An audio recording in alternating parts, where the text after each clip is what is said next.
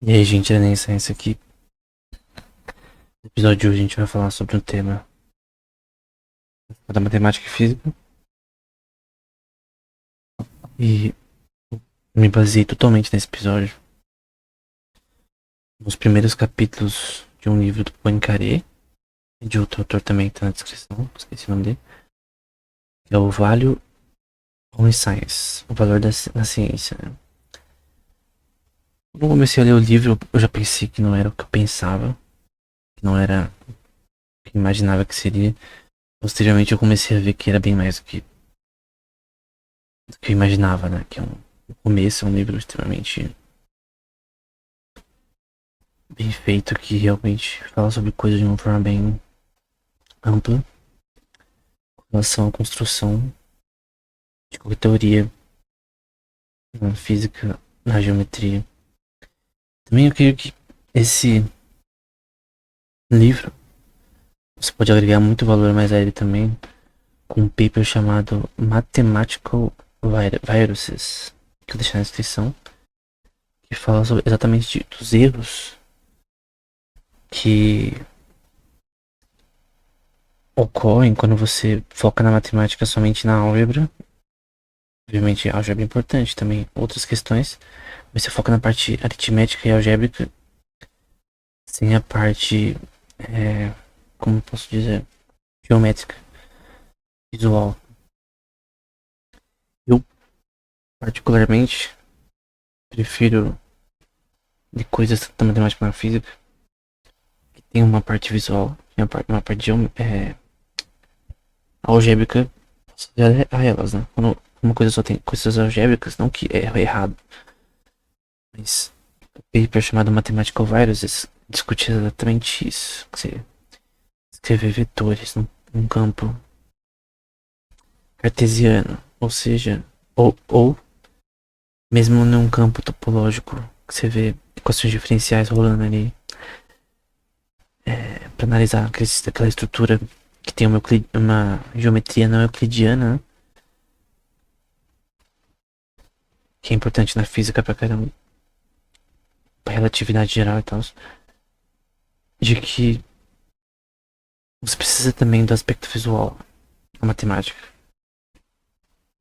E muitos autores têm uma dificuldade de mostrar essa parte visual e as bases de uma forma mais clara. Um exemplo de uma pessoa que era muito visual, na minha opinião. E alguns papers que eu li dele, né? Que é o Niels Bohr. Era um paper sobre energia nuclear. Eu acho que era aquele que. Não lembro se era. A, eu acho que não era a palestra dele quando ele ganhou o prêmio Nobel. Mas eu lembro de uma das coisas que ele do Niels Bohr. Tinha muitas. Não só imagem, mas ilustrações do que ele tava falando. Não só a parte algébrica, né? Mas a parte visual. Que é mais fácil de entender. Que, se, que eu queria, na minha opinião, que ele teria que entender o que ele tava falando de uma forma muito mais profunda. A parte algébrica é muito mais profunda para mostrar aquilo de forma visual. Então eu creio que às vezes, por exemplo, para o cálculo, se você for ver o princípio matemática de Newton, normalmente a gente faz o curso de cálculo, e não é necessariamente mostrar de uma forma geométrica totalmente.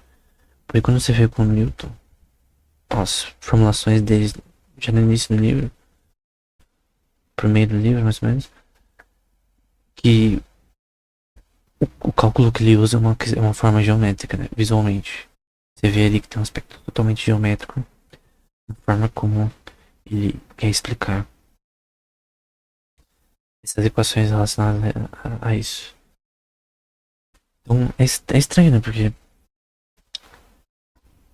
o livro propriamente do Poincaré, o doutor, ele vai mostrar que ambas as coisas são importantes. Que é importante você ter uma questão visual, uma questão algébrica para tanto na física quanto na matemática. Que ambos são importantes, realmente. E tem alguns acadêmicos, que focam mais na parte lógica, e outros na parte mais intuicionista, né? Que eu coloquei um pouco como intuição pra ser mais fácil, mas é intuicionismo. Intuicionista.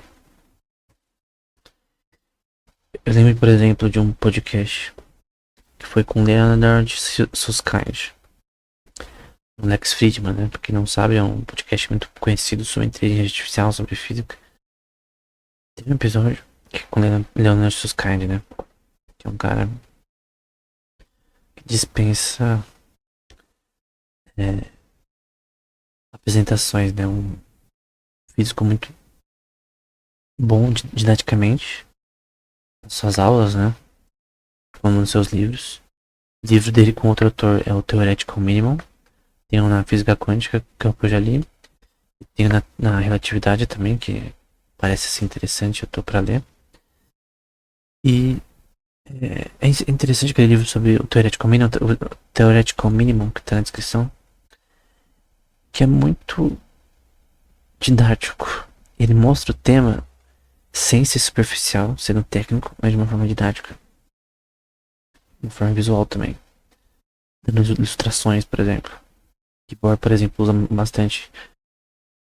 Quando você conhece um tema profundamente, você consegue dar ilustrações, você consegue fazer. Você consegue explicar melhor. Você consegue tornar aquilo que aparentemente é difícil para nós, seres humanos, mais fácil. Isso não só para física e matemática, que na biologia, assim, mesmo na literatura, todas as áreas. Se você conhece um tema profundamente, você pode ter uma capacidade de comunicar esse tema de uma forma mais simples, sem perder a parte técnica, né? Você explicar aquilo para físicos, para matemáticos também, mas de uma forma mais simples. Eu creio que o livro Theoretical Minimum é um exemplo muito claro disso do Leonard Susskind. Outro livro que, na minha opinião, é assim, é o do Scott Erikson. Acho que Quantum Computing Since Demócritos, né? Computação quântica desde Demócritos.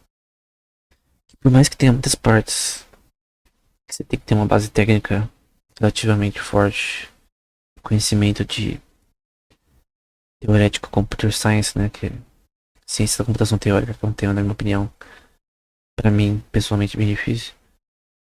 Mas nem tanto, né? Eu acho que nenhum tema é mais difícil que teologia e neurociência teórica, na minha opinião.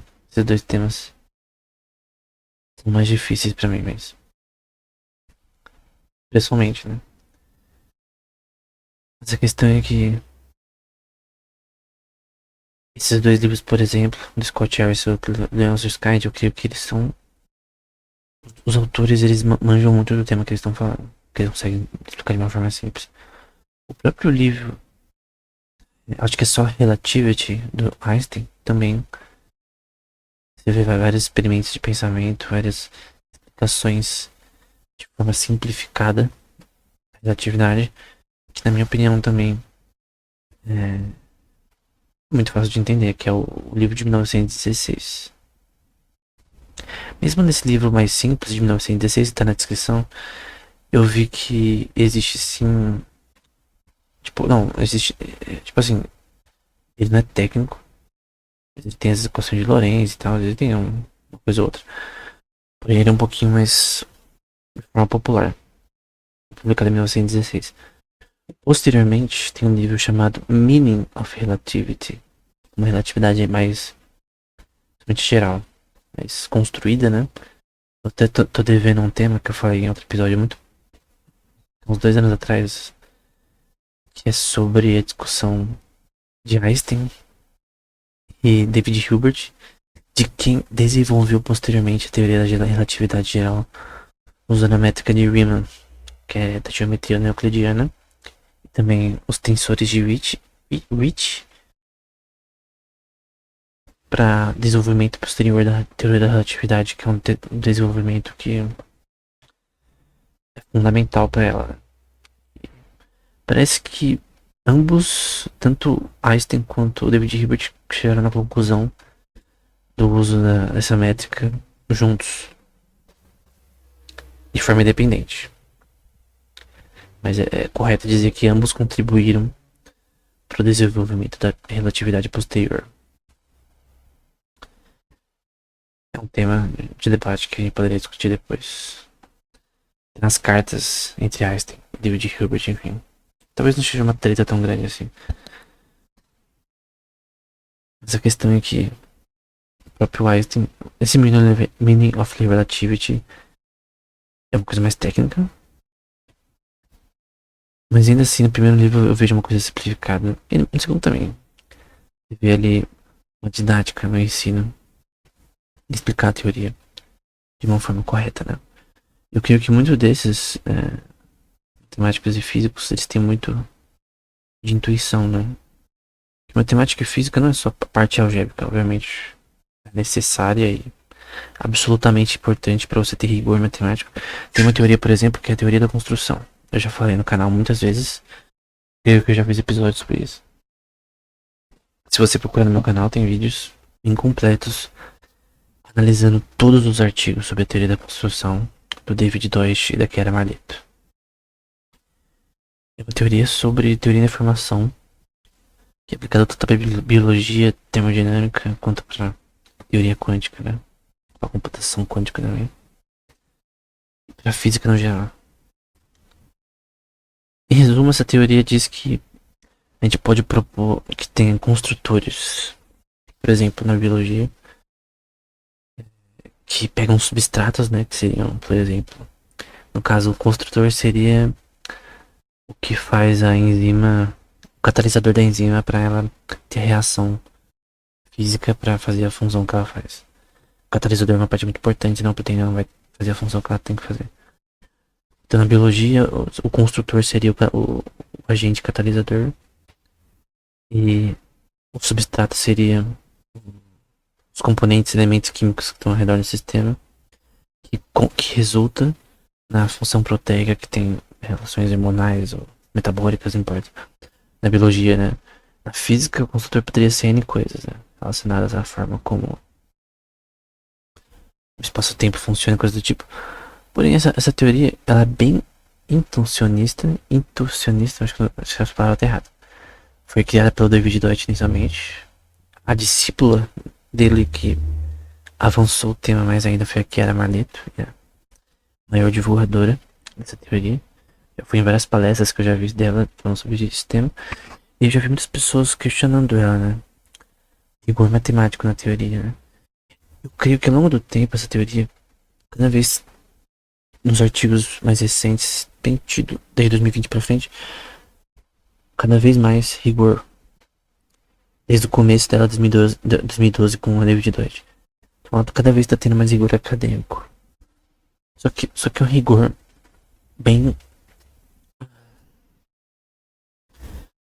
assim, não fraco, mas é muito intuitivo e não é tão falsificável ainda.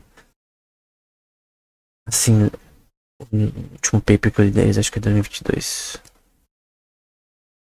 Então, eu tenho que pesquisar se tem um mais recente, mas eu vi resoluções posteriores que ficou cada vez melhor, sabe? Mas a teoria da construção tem muitos problemas. Eu creio que um problema de falta de rigor acadêmico é ter umas palestras que eu já vi dela online, até no YouTube, numa conferência, que um dos caras falou, né? Então, mas legal essa teoria e tudo, mas eu não sinto que tem rigor matemático nesse daí. Tipo, eu entendi que é uma teoria interessante, né? De analisar o que pode ou não ser feito na física, com construtores, substratos e coisas do tipo. Mas eu entendi exatamente como posso provar isso de fato, né? Então, no futuro, de repente, a teoria se desenvolva mais, mas diferente da relatividade, ela tinha muita intuição do Einstein. Ele não criou sozinho, obviamente. Einstein estava baseado no que Poincaré fez, no que Lorentz fez, no que Minkowski, seu professor, fez, Minkowski Space. Lorentz com as equações relacionadas à movimentação, né? De corpos. A teoria do Maxwell foi muito importante, mesmo para os primeiros papers ali nos anos miráveis no Einstein. Posteriormente, obviamente, a geometria de Riemann foi extremamente importante na relatividade geral. E os tensores de Ricci também. Então a questão é, Einstein não fez isso sozinho. E mas muita da teoria nasceu, tipo, porque por exemplo, eu creio que Poincaré poderia ter vindo com a relatividade, teoria da relatividade antes de Einstein. Ele escreveu um paper, né? Sula, eu acho que é em francês, Sula movimentos de elétron, coisa assim. É, sobre o movimento do elétron, que é, mano, aquele bagulho é quase relatividade. Tem um paper posterior que ele publicou um pouquinho depois que o Einstein escreveu pela primeira vez a relatividade, que era tipo, se não me engano, uma semana depois. Também era muito relatividade.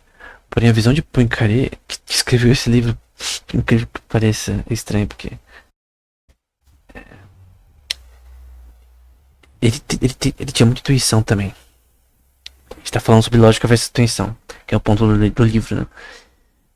Só que nesse caso da relatividade, o Einstein teve muito mais intuição. Tipo, beleza, esse bagulho de relatividade relacionado ao movimento de elétrons é possível, né? É interessante.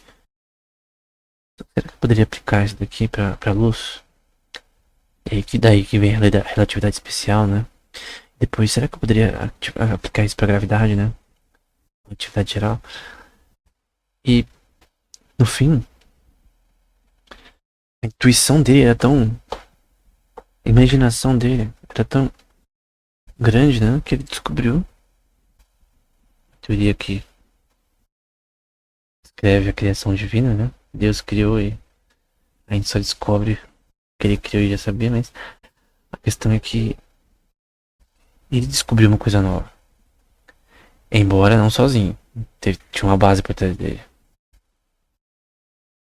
Se Newton não tivesse existido, muitas pessoas não seriam o que seriam hoje. Mas. E antes de Newton, outros também construíram uma base que ele não teve que subir sozinho. Se Newton tivesse que descobrir toda a matemática sozinho, ele não teria feito. Não teria escrito seu livro, que é Princípio Matemática. E muitos de nós também não. É difícil você construir algo do zero, mas toda uma construção. Tipo, o elemento de Euclides já tinha 1700 anos na época. Mais de 2000 anos, não lembro. O ano que Euclides escreveu seu livro, né? Que era. Que o próprio livro de Euclides, que eu tô falando de elementos da matemática, que é a base da geometria grega, pré-socrática e posterior, até hoje. As coisas que tá falando ali é. Matemática que nem teologia. As coisas que estão faladas ali valem pra sempre. Valem pra sempre, né? Se tiver certo, vale pra sempre. No caso da matemática, né? Teologia. Tudo que tá na vida tá certo, mas enfim. A questão é que a matemática tem isso, né? De que um livro de 2000 anos atrás é válido até hoje como qualquer outro, né? Enfim. A questão é que até eles falam dessa questão da mentalidade grega, da intuição, da matemática, mas eles eram muito lógicos também. O que seria alguém lógico? Alguém que ele foca mais naquilo que tá ali naquela bolha, né? Parte algébrica, parte de fazer as equações só pra fazer. Eu creio que os físicos têm mais uma intuição com relação às matemáticas. Às vezes a matemática faz aquilo por fazer. Eu já vi alguns falando sobre esse tema que que se estuda matemática, né? Qual a razão, né? Eu gosto e eu creio que eu faço a matemática por fazer, pela alegria de resolver um problema, né? O Gauss com certeza pensava que a teoria dos números ia ser inútil pra sempre, assim, para aplicações. Tipo, do que teoria dos números seria aplicável na vida de alguém no futuro? Tipo, Legendre, livro dele, enfim. Pra que vai ser útil a teoria dos números no futuro? Acabou sendo útil, né? Eu não estaria dando esse episódio sem a teoria dos números. Porque sem a teoria dos números não haveria ciência da computação. Não haveria criptografia. Não haveria, Claudicine não poderia fazer as teorias da comunicação matemática. Que é um livro que eu vou fazer o resumo depois amanhã no Instagram. Eu já li, mas eu tenho que ler de novo pra fazer o resumo. Porque eu não lembro nada. Acontece muito da gente ler livro e depois não lembrar, né? Você tem que fazer resumo. Que aí você consegue guardar melhor. Vou até fazer episódio, né? A verdade é que esse episódio também é pra eu lembrar melhor do que eu li, né? Quando você fala sobre um tema que você leu, você consegue lembrar melhor. Acontece que nem eu disse, eu falei do Leonardo Sky, mas não falei o que ele falou naquele podcast, né? Ele fala que o físico ele precisa de intuição. E Leonardo Sky, ele pesquisa muito em buracos negros, né? Tem colaboração com o Scott Harrison, que eu citei anteriormente, o livro dele. Tá tudo na descrição. E o Susskind ele fala, né, que a pesquisa dele em buracos negros muito foi só, tipo, achismo. Tipo, eu tenho essa teoria já formada na minha cabeça, mas eu acho que é isso, né? Eu acho que quando a pessoa entra na zona de horizonte do buraco negro, isso acontece, mas tem uma intuição sobre como isso acontece. Eu tenho que escrever isso matematicamente. Então, a intuição, ela precede a lógica matemática, né? Até ele fala, por exemplo, porcaria aqui do Lie, né? Dos grupos de Lie que são extremamente importantes. Que os grupos de Lie, eles têm uma característica muito intuitiva também, na minha opinião. A teoria dos grupos é abstrata. Eu não manjo muito não manjo nada, assim. Eu manjo de teoria dos grupos, mas de abstract. Acho que é Abstract Mathematics. Eu não manjo muito, eu tenho que ler mais sobre o tema. Mas teoria dos grupos é em parte abstrata, né? Teoria dos números não. Quando a gente fala de matemática pura, a gente fala de coisas algébricas de uma forma mais simples e clara. Agora quando a gente fala, por exemplo, de lógica proposicional, quando a gente fala sobre topologia, na minha opinião, tem muitas questões intuitivas, né? A própria geometria não euclidiana, a geometria de Riemann é intuitiva. Como design, ela tem muito de intuição. Por que eu digo que ela tem intuição? Porque basicamente o Riemann ele viu uma nova forma de fazer geometria. Uma nova forma de você calcular geodésicas, que é seções de uma curva, uma região que era chamada anteriormente de curvatura de Gauss, se não me engano. E com certeza Gauss não descobriu a geometria não euclidiana. Ele disse que descobriu, mas não. O que Gauss falou para Lobachevsky era imperdoável. Ele não. Ele não descobriu a teoria não, a geometria não euclidiana. Foi Lobachevsky, perdão, é o Boolay. Ele falou para Dinas Boolay. Lobachevsky é russo, não tem nada a ver. O que Gauss falou para o Janusz Boolay, né, pro pai dele. O Janusz Boolay descobriu uma teoria, pô. Eu creio que de formas individuais ao Lobachevsky também. Lobachevsky com certeza escreveu antes do Boolay. Eu já falei nisso em outro episódio dos dois. Sobre o nascimento de geometria euclidiana, não euclidiana. E ambos formaram essa teoria, inicialmente. Agora, ninguém pensou em pegar uma bola de futebol, fazer um triângulo na bola e falar, pô, mas...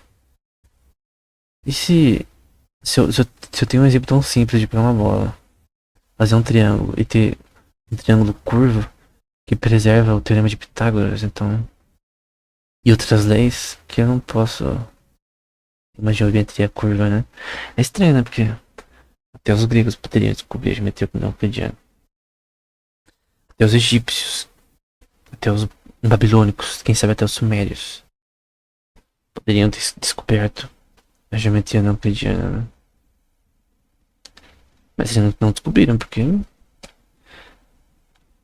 tipo, não precisou. É que nem a teoria quântica que precisou de uma construção, tipo, na neurociência, que precisou de pesquisa, precisou de outros assuntos emergirem para ser criada.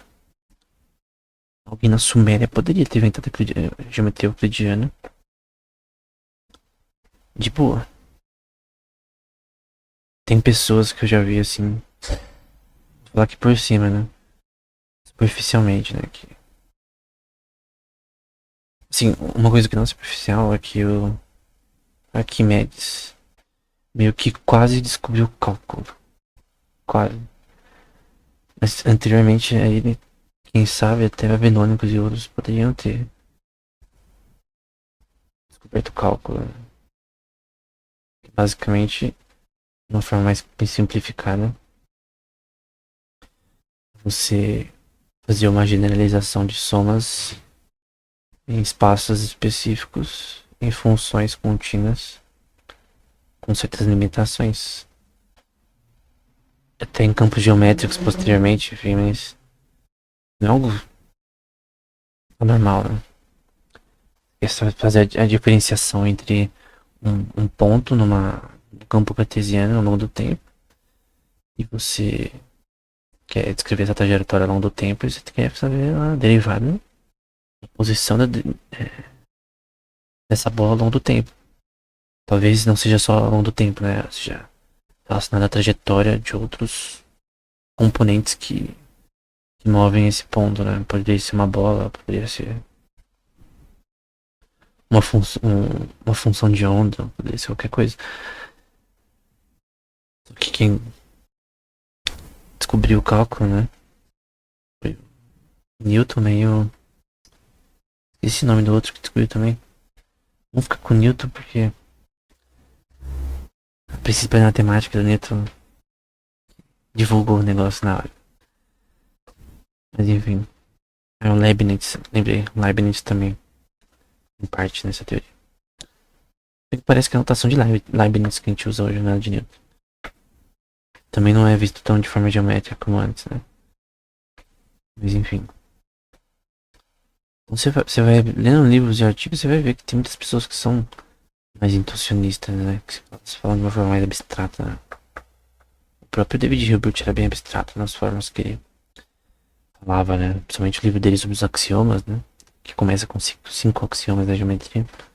É bem abstrato também. Tudo parte de indução matemática. De uma forma que você tende a descrever alguma coisa. Então, também tem essa questão de matemática algébrica que eu falei antes, a matemática crua, pura, com a questão visual, né? Que Riemann fazia muito, por exemplo, também.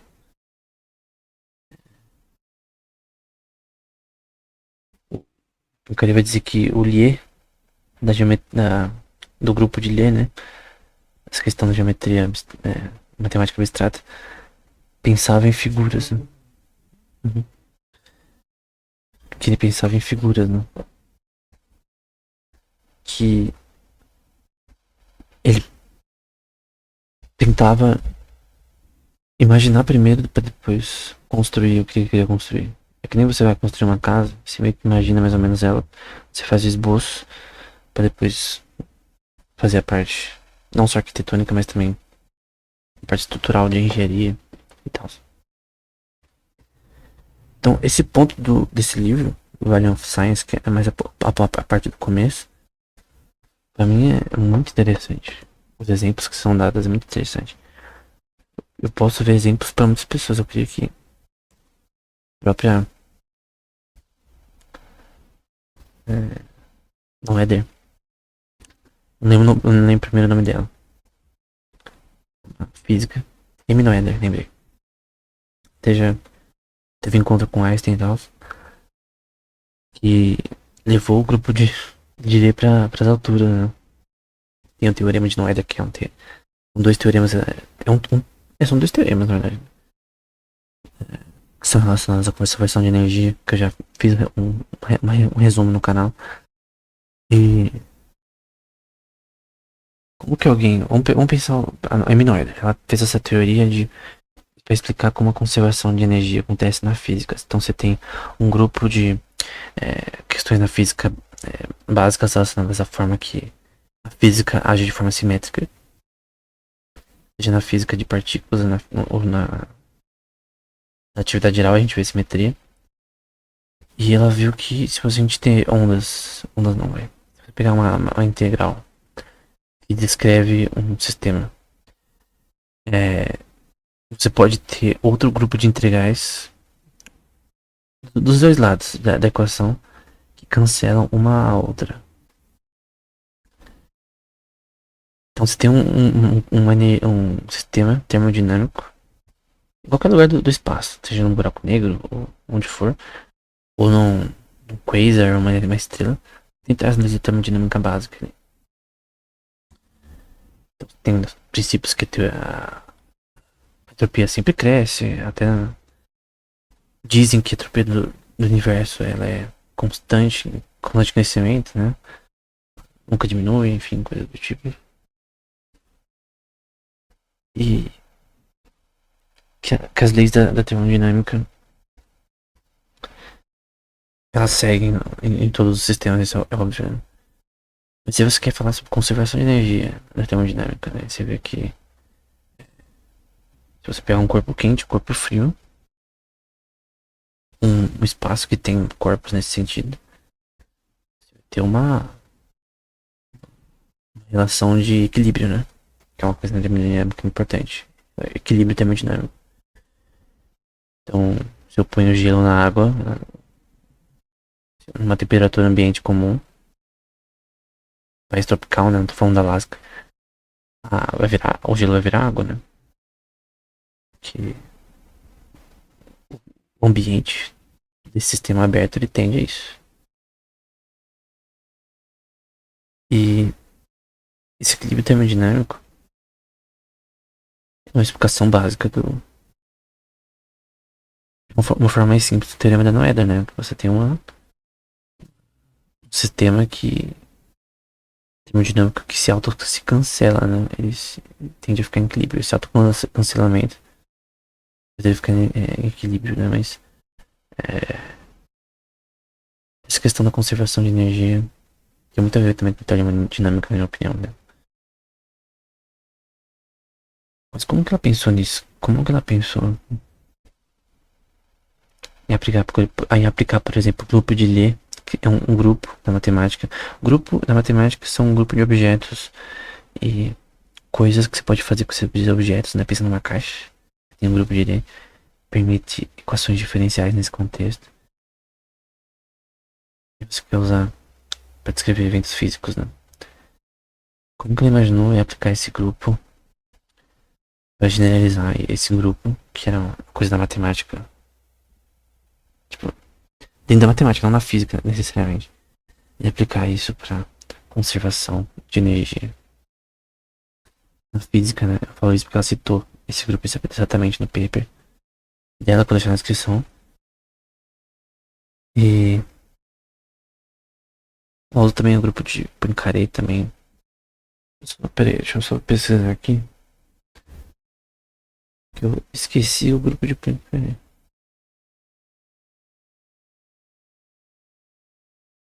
Poincaré Group, eu tenho que ver aqui, que eu costumo esquecer as coisas. Aqui, ó.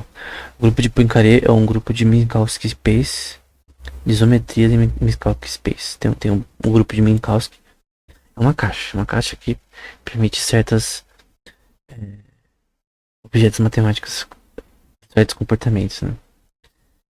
Então, esse grupo de Poincaré ele permite translações, rotações, também boosts, que tipo transformações conectando dois corpos uniformes em relação ao outro. Tem um grupo relacionado à física. Tem um grupo de Lorentz, que é no caso relacionado à relatividade. E esses grupos, eles todos seguem de forma comportamental o teorema de Noether. Conservação de energia na física, né? Deixa eu pegar aqui a definição, porque eu falando por cima de memória às vezes não fica tão bom, né? Noether Theorem.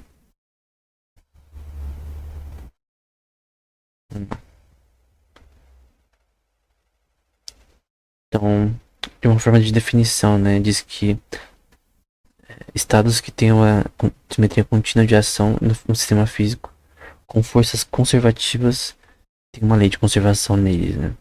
E obviamente, o grupo de Poincaré, o grupo de Minkowski, de Lorentz, todos eles são grupos simétricos que têm conservação neles, né? Então, se for para ilustrar isso de uma forma mais simples, toda forma de energia que tem aspectos termodinâmicos em equilíbrio seguem leis de conservação de energia, teorema de Noether, que é extremamente importante para a física. Então, é bem interessante, né? Basicamente isso. Tem também é uma teoria, né, de termodinâmica que é chamada de, eu acho que é Ergodic Theorem. Vou pesquisar aqui. Eu já falei desse tema já. Ergodic Theorem. Eu não acredito nesse teorema. Então vamos supor que é uma teoria que ela é intuicionista também, ela tem uma intuição por trás. É uma teoria matemática, mas vamos pegar da parte mais prática de física. Então, vamos supor que eu tenho um sistema, que eu tenho diversos tipos de gases, e é um sistema termodinâmico simples, aberto. A teoria ergódica, na forma mais prática dela, explica que o equilíbrio termodinâmico de um sistema, por exemplo, que contém esses gases, ele tem um dinamismo termodinâmico associado a ele, que faz esse equilíbrio acontecer. Eu poderia escrever de uma forma mais simples. Acho que tem um exemplo que eu dei no meu Instagram, que eu vou ter que pegar, que fica mais fácil de explicar, porque se você não sabe o Instagram do Aranha Science, é bem difícil de achar, é só digitar Aranha Science no Instagram. Mas enfim, é um exemplo de um paper relacionado a isso, que eu falei com gases, né? Então chega um equilíbrio termodinâmico, teoria ergódica na aplicação para termodinâmica vai dizer que o equilíbrio desse sistema vai chegar através de movimentos que podem ser descritos nesse sistema, que criam esse ambiente de equilíbrio termodinâmico, né?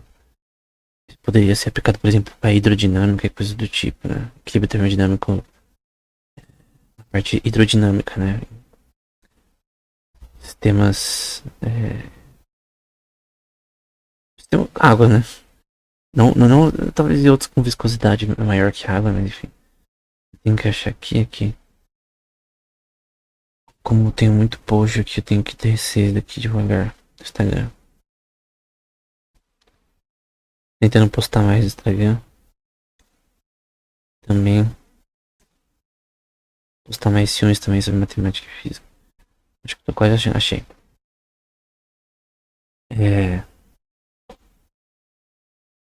Então, eu fiz usar um exemplo de um paper chamado Why Ergodic, tá na descrição, obviamente. Why Ergodic Theory does not explain the success of equilibrium statistical mechanics. Então, em português, né?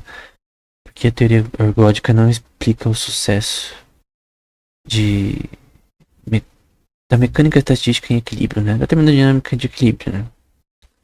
Então, eu lembro que nesse post aqui eu pus um sorvete.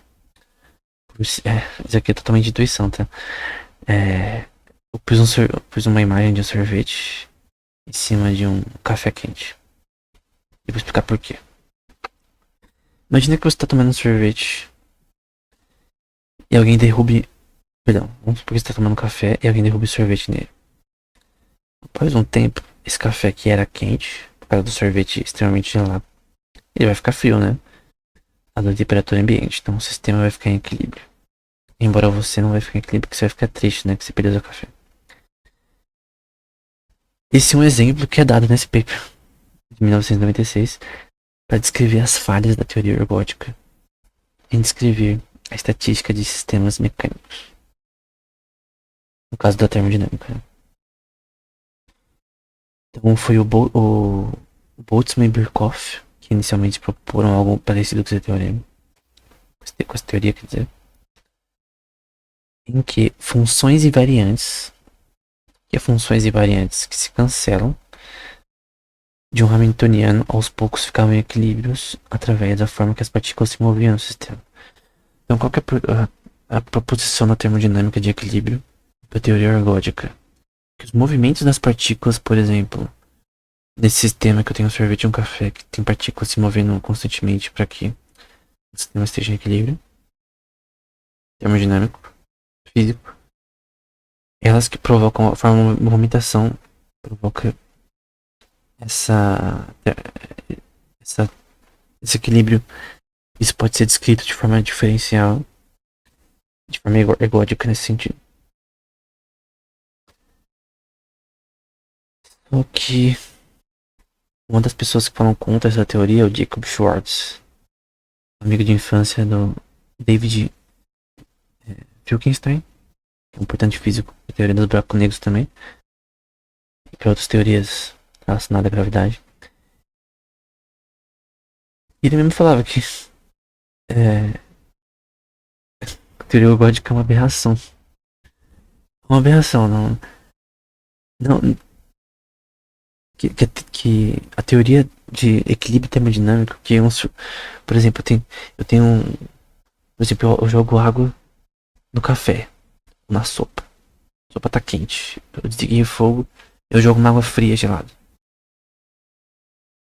Então, o que causa o equilíbrio é o movimento das partículas dentro desse sistema termodinâmico? Será que é isso? E o foco desses autores, né, foi mostrar que esse papo de que a dinâmica de sistema termodinâmico ficam ergodicamente se alinhando para preservar as leis da termodinâmica no mínimo estranho ou inútil. E tem até um teorema que busca desprovar essa teoria ergódica, que é o teorema de Kahn. O teorema Kolmogorov-Arnold-Moser, né? O cara é monstro também, né? Que mostra exatamente o oposto dessa teoria. Que esses sistemas não precisam ser ergódicos para estarem em equilíbrio. Eles não possuíam tantas deformações como a teoria ergódica dizia, né? Que às vezes um sistema que vai ficar em equilíbrio no futuro, né? Então eu jogo água fria numa bacia quente. Não é o movimento das partículas de água que vai causar o equilíbrio termodinâmico. Essa teoria do Kahn vai dizer que, na verdade, tem razões para dizer que é até o contrário. Que às vezes as partículas não necessariamente não estão se movimentando para que chegam a esse propósito, né? Por exemplo, se você ficar movendo um líquido quente por muito tempo, sem esquentar ele mais de novo, ele vai ficar frio com o tempo mais rápido, né? Mas não é porque você tá movendo, porque movimentos circulares causam uma termodinâmica mais rápida. Enfim, por isso a teoria ergódica tá errada. Embora ainda seja discutida e usada. Deve ter outras aplicações que eu desconheço, mas para termodinâmica de equilíbrio, a teoria ergódica é um nicho, na minha opinião. E esse teorema Kahn, que eu falei, como Grover, Arnold e Moser, exatamente disso. Foi uma intuição, né? Será que o movimento das partículas que causa o equilíbrio termodinâmico em sistemas hidrodinâmicos? A resposta é provavelmente do ponto de vista lógico, matemático. Não, né? Eu nem sei para as instituições vão dar certo, né? Com certeza, Einstein, quando ele tava formulando a sua relatividade dele, ele talvez deve ter pensado, será que essa merda tá certa? Já tinham outros que tinham construído uma coisa antes dele. Eles deveriam ter pensado, será que eu tô viajando? Talvez até que o experimento fosse da Lua, lá do eclipse, que foi feito para ver que a gravidade da Lua curvava a luz. Até que aquele experimento fosse provado, será que ele pensou? Será que tô errado? A questão é que às vezes a pessoa fica na sua intuição tão forte que ou pode dar muito ruim ou muito bom. No caso de Einstein deu bem que ele corrigiu alguns erros da teoria dessa parte da curvatura da luz um pouco antes do experimento ser realizado corretamente. Enfim, isso é pra outro episódio, mas esse exemplo na teoria ergótica, na minha opinião, é o melhor. Escrever problemas da matemática e da física, né? Intuições que não deram certo. Mas todas as boas teorias são assim, né? A teoria das cordas que eu discordo, por sinal. Depois de um tempo eu vi que cordas se vibrando em 11 dimensões não faz sentido pra mim, na minha opinião. Eu sou da ciência da computação, eu estudo física, mas eu não sou físico. Eu sempre vou falar, eu sou da teoria da computação, mesmo que eu estudo física constantemente. Faço cursos e tal, leio bastante livros no tema, mas ainda assim, minha área é ciência da computação. Eu creio que, das opiniões que eu vi, que a teoria das cordas é meio ruim. É ruim. Não parece correta, né? É, diz que todos os átomos do universo seriam cordas vibracionais, vibrando em 11 dimensões. Alguns põem menos dimensões, outros podem pôr mais. Tem uma razão pra ser 11, mas enfim. Eu discordo da teoria das cordas, mas enfim. É muita intuição, né? Quem que pensou isso primeiro? Pô, porque eu tô observando essa galáxia e parece que tem mais massa do que parece. Aí veio matéria escura, né? Essa galáxia parece ter mais massa do que parece. Qual é a velocidade radial dela? Porque ela tem tanta massa que não é visível.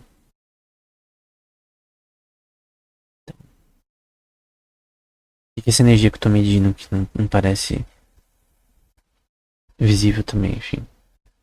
São todas. Ainda é tanta intuição, né? É uma observação objetiva. Levou uma intuição sobre o tema. Mas às vezes a própria relatividade, na opinião, principalmente, é muita intuição, né? É muita intuição. Ah, eu acho que é assim, então eu vou fazer uma teoria nisso. Vamos ver se dá certo. Aí você vai construindo as coisas, enfim. Quem sabe a teoria das coisas tá certa. E a gente que é ignorante sobre física e matemática o suficiente pra saber se tá certo ou não. Deus sabe, né? Qual que tá certo ou não. Se todas estão erradas. Que é a loop quantum gravity ou a teoria das cordas, né? No caso, a loop quantum gravity que quer explicar, na verdade, a quantização da gravidade, né? Mas enfim. Seja a teoria das cordas ou loop quantum gravity, a gente veja no futuro que talvez não seja o que a gente pense. Mas com certeza, eu creio, na minha opinião, que às vezes a lógica é importante para se provar as coisas matematicamente. Mas a intuição também é importante. Tem que imaginar, porque às vezes você ficar só na lógica, só na parte algébrica e tal, você vai ficar naquilo pra sempre sem. Imagina se Einstein nunca tivesse publicado seu paper, talvez a relatividade não existisse da forma que a gente vê. Tipo, talvez ela existisse, mas não com tantas aplicações práticas. A relatividade já existia antes de Einstein, ela só não estava desenvolvida nem explicada. Einstein pegou aquilo e transformou numa teoria de verdade. Ela pegou um filhote de leopardo e criou um monstro. Um dente de sabre. Enfim. Então, essa questão é muito importante, tá? E as grandes teorias, na minha opinião, veio de intuições.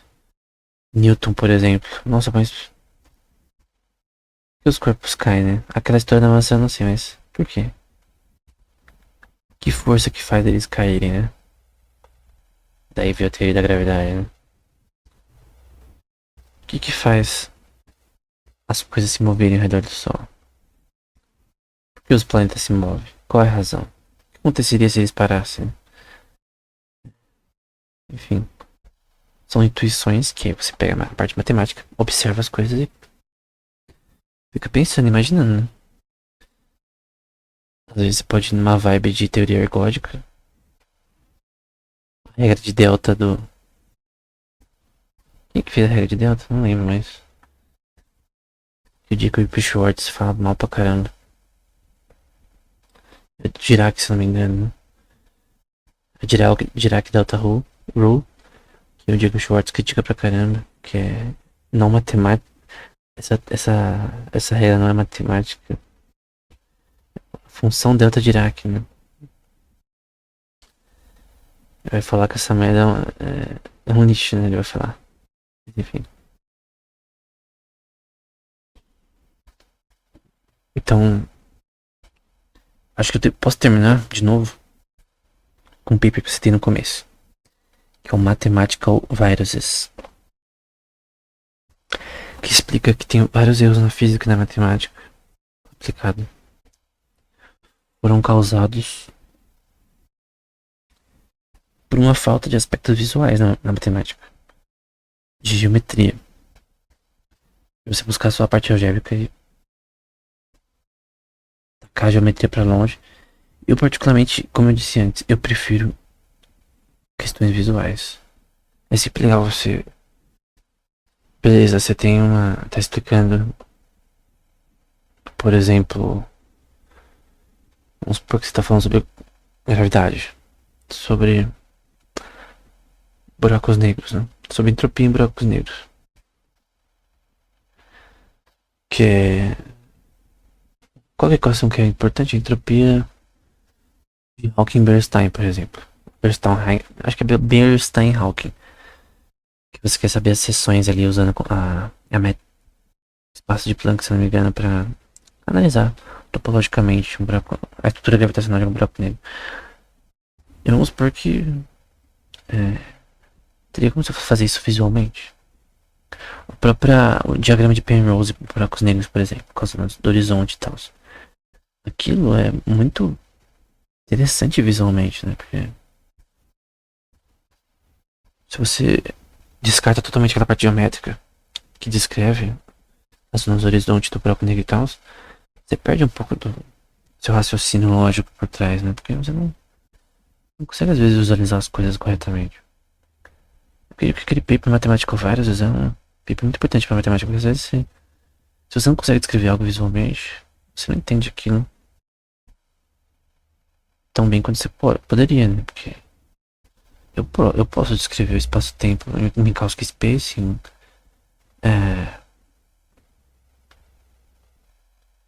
fugiu a memória, em anti-de Sitter space ou de Sitter space, de forma matricial e tal. Porém, como que eu visualizo isso, né? Como que eu apresento isso num quadro negro de forma visual? Ou até computacional, né? De fazer uma imagem computacional que descreve isso, né? Se eu não tenho nem uma noção de como seria, como posso descrever isso visualmente? Por exemplo, a colisão de buracos negros, que é algo que é muito interessante de simular, né? Como que eu poderia escrever isso geometricamente? Mas pode falar, não tem como escrever isso geometricamente. Eu discordo. Geometria é só uma descrição do que é óbvio. Então eu corto que eu vou dar uma de topologia. Pra que topologia é útil, né? Fora da matemática aplicada, né? Vou cortar uma batata, vou fazer uns cortes específicos e eu vou ter que conseguir criar uma bela estrutura geométrica ali, né? Então, a geometria não é uma descrição assim anormal da natureza. Você olha uma coisa, você olha um quadrado, a pedra que parece um quadrado, um cubo. Enfim, é uma estrutura geométrica, acabou. Você pode descrever agora a área, o volume dela e tal.